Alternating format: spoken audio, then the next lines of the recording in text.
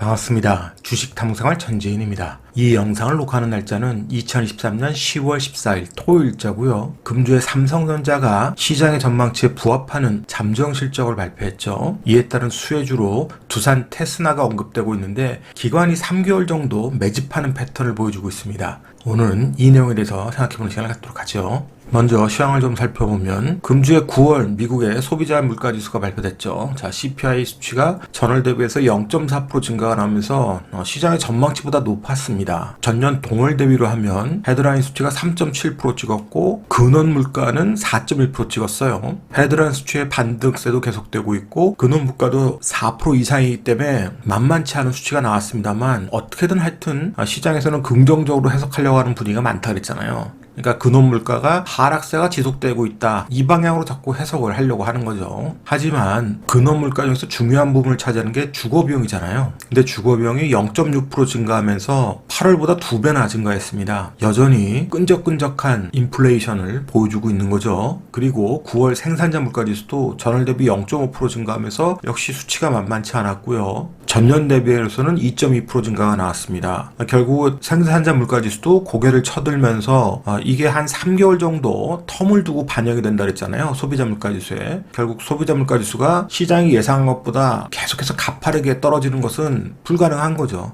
그러니까 끈적끈적한 물가지수는 유지될 거다. 이게 지금 시장이 우려하는 바잖아요. 그래서 이 부분을 계속 추적을 해야 되는 거고요. 자, 유가가 기술적으로 급락이 나왔다가 지난주에 이스라엘 사태 터지면서 급반등을 했는데 또 빠르게 조정이 나왔습니다. 그래서 안정화를 좀 보이나 싶더니 가자지구에 지상전이 임박했다. 이 소식이 나오면서 또다시 급반등을 해버렸어요. 정말 유가 시장에서 투기 세력들의 집중 거래가 엄청났다는 것을 다시 한번 보여주고 있어요. 87불대에 진입했는데 만약에 추가적으로 또 반등이 나온다 그러면 계속해서 인플레이션 부담을 안을 거고 차익 시장으로 밑으로 또 확 떨어진다 그러면 밑에서는 또 받는 세력들이 또 등장할 수 있기 때문에 계속 변동성이 확대되는 모습이 나올 것 같습니다. 참 어지러운 시장이죠. 그나마 긍정적인 것은 10년 만기 미 국채 시장에서 단기 쌍봉 찍고 떨어졌는데 이스라엘 사태가 나오면서 안전자산 선업 심리가 반영되면서 4.6% 수준의 지금 금리를 보여주고 있어요. 사실 금주에는 30년 만기 미 국채에 신규 입찰이 있었는데 수급이 좋지 않았습니다. 그래서 발행금리가 좀 높게 나왔어요. 여전히 국채 시장에 대한 수급 부담을 안고 있는 상황인데 오히려 이스라엘 사태가 안전자산 선업 심리를 건드렸다는 부분에서는 긍정적인 소리입니다. 참 아이러니하죠. 하지만 나스닥 시장은 마이너스 1% 이상 조정이 나오면서 13,400까지 또 조정이 나왔습니다. 추가 조정 나와서 13,000을 다시 확인해도 전혀 이상한 게 아니죠. 하지만 우리나라 시장은 미국 시장하고 또 다르잖아요. 자, 환율이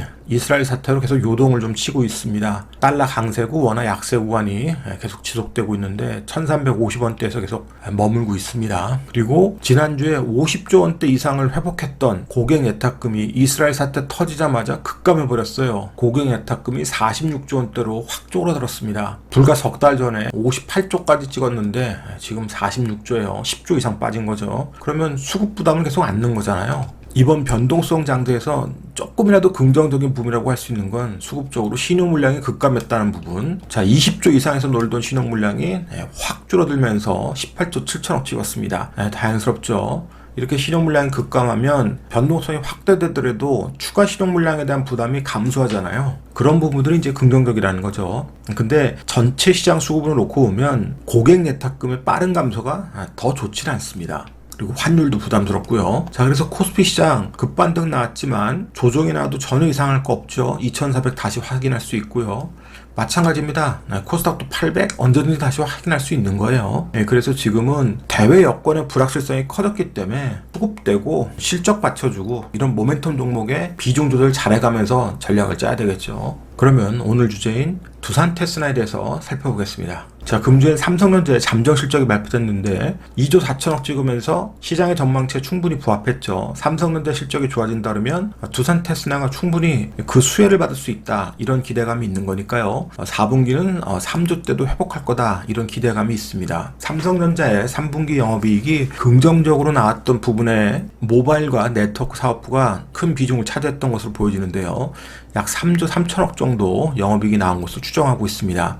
그런데 이 모바일과 네트워크 쪽이 좋다 그러면 그것과 관련된 시스템 반도체 이쪽에 대한 기대감이 있기 때문에 두산 테스나가 좋다는 거예요. 두산 테스나 같은 경우는 시스템 반도체 테스트를 주력 사업으로 하고 있습니다. 그 중에서도 웨이퍼 상태에서의 테스트를 하는 것이 사업 비중의 90%를 차지하고 있습니다. 그 중에서도 중요한 사업 부분이 SOC하고 CIS 부분이에요. 자, 현대차증권에서 최근 발행한 보고서를 보시면 이미지 센서 CIS 부분 이쪽에 대한 실적이 꾸준히 좋아질 거다. 매출액이 1분기부터 4분기까지 꾸준히 우상향하는 그림을 볼 걸로 지금 예측하고 있고, SOC 사업 부분, 두산 테스나가 내년도 이후에도 계속 성장할 것으로 기대하는 부분인데요. 바로 전장 사업 부분과 연계가 되어 있기 때문에 그렇습니다. 전체 실적으로만 봐도 영업이익이 2023년에 730억, 내년도에는 950억 예상하고 있습니다. 기관이 최근 3개월 동안에 꾸준하게 매집 패턴을 보여주고 있습니다. 샀다 팔았다 하지만 매집량을 늘리고 있고 평균 매수 단가가 약 48,450원 정도 됩니다.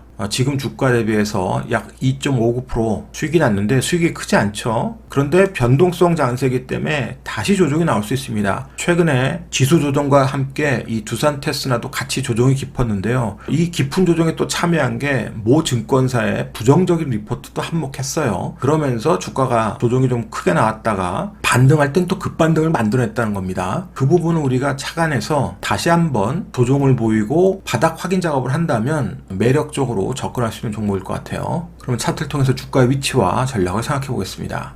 두산 테스나가 최근에 깊은 조정을 한번 보였는데 이렇게 깊은 조정을 보였던 배경이 모 증권사의 부정적 리포트 영향도 함께 지수 조정하고 맞물렸다는 거예요. 자, 그런데 삼성전자가 실적이 좋게 나오고 그 수혜가 두산 테스나에 있을 것이다, 이런 기대감이 있다 보니까 이번 반등장에서 완전히 급반등하는 모습을 보였습니다. 물론 이런 급반등할 때 수급이 더 받쳐주면서 이런 대량 수급으로 급반등했으면 좋았을 텐데 수급이 부족하죠. 그러면 또다시 적은 수급으로 이 바닥을 확인할 수 있는 겁니다. 그럴 때 분할 매수하면서 전략적 대응하는 거죠. 다시 또 급반등 나오면 매도해서 수익을 실현하는 그런 전략이면 크게 무리 없다는 겁니다.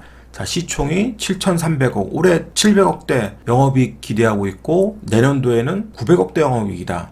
그럼 비싼 시총이 아니잖아요. 그리고 일봉상으로 자리 찾기가 쉽지 않다 그러면 주봉 보면 조금 더 편안하게 보실 수 있을 겁니다. 자, 주봉을 보시면 20주선이 우상향하면서 주가가 계속 타고 올라가는 그림이었습니다. 그러다가 급락이 나와서 20주선을 한번 이탈한 다음에 다시 반등하는 그림을 보이잖아요. 그러면 마찬가지로 다음 주에 다시 이 20주선을 깨고 내려온다 그러면 어떻게 되겠어요? 그러면 그때부터는 분할로 매수 대응해서 다시 20주선을 회복하는 모습이 나올 때 매도해서 빠져나오면 되겠죠. 그러니까 너무 복잡하고 어려운 전략을 지금 짜실 것보다는 기술적으로 내가 대응할 수 있는 자리에서 분할 대응하고 먹는 자리에서는 분할 이익해서 빠져나오는 그런 변동성 전략을 쓰면 크게 무리가 없는 거죠.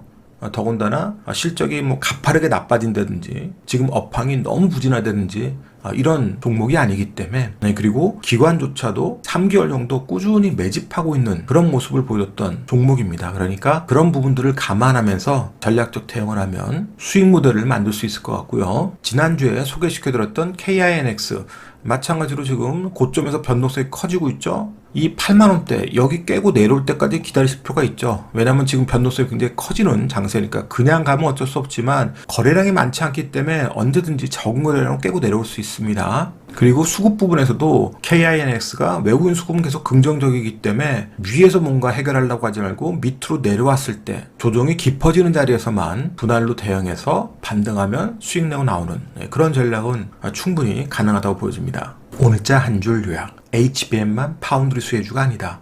이 영상이 도움이 됐다면 좋아요, 구독하기 부탁드리고요. 저는 다음 시간에 또 뵙도록 하겠습니다. 고맙습니다. 전지인이었습니다.